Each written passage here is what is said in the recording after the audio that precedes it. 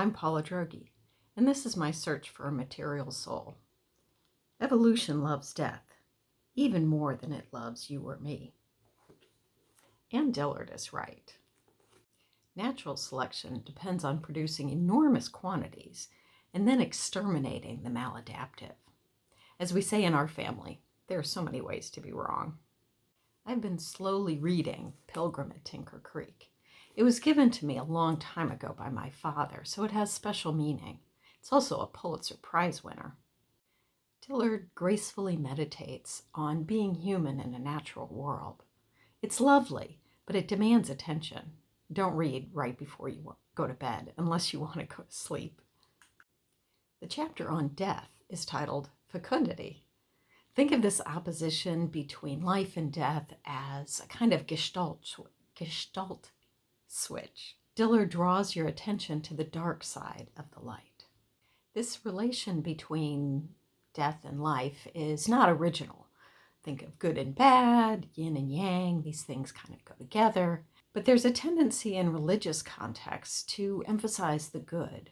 On my website, see the link in the information below. I originally wrote that my search for a material soul was aimed at understanding how life is awesome. Dillard reminded me that life is also awful, and that both light and shadow should be included.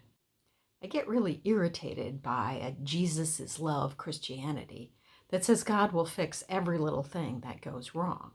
It's just not true, and it sets people up for a life of disappointment and self-deception. Even if everything is going well, this sort of goodness gospel implies that the hardships others face are the result of their failure as Christians. The logic is that God ensures the lives of believers are perfect. So anyone with an imperfect life must not be a believer or a good enough believer. What a trap. It's like the ultimate social media panopticon. Let me digress for a minute to explain what a panopticon is, since the concept is becoming more and more relevant. In the 18th century, Jeremy Bentham developed the idea for a perfect prison. The cells are arranged in a circle with the guard in the center. That way the prisoners never know if the guard is looking at them, so they have to behave themselves all the time. It should be obvious the way that social media is a panopticon. You need to pretend to yourself and to others that life is great, and everyone else is pretending that life is great. So no one realizes that, in fact, no one's life is great. Or more accurately, everyone's life is some combination of great and not great. In the movie The Miracle Club, Eileen Dunn, played by Kathy Bates, calls the priest a con man for bringing congregants to Lourdes in hopes of a miracle. He responds that you don't take the trip to get a miracle. You take it to get the strength to go on without a miracle. This aspect of faith is puzzling. How exactly does faith provide support through difficult times? Is it some sort of placebo effect, or is something else involved? I've experienced the power of faith, but experience itself is no explanation. Like the fact of consciousness itself, the truth of an experience doesn't tell you where it comes from. Dillard is not so much interested in the source of spiritual experience as its place in nature. There is this tension between horror and beauty in her observations at Tinker Creek. One striking example is a frog, paralyzed by the venomous bite of a giant water bug that deflates like a balloon as its bone and flesh are turned to liquid and sucked up by the bug. For some horrifying videos, Google giant water bug kills frog.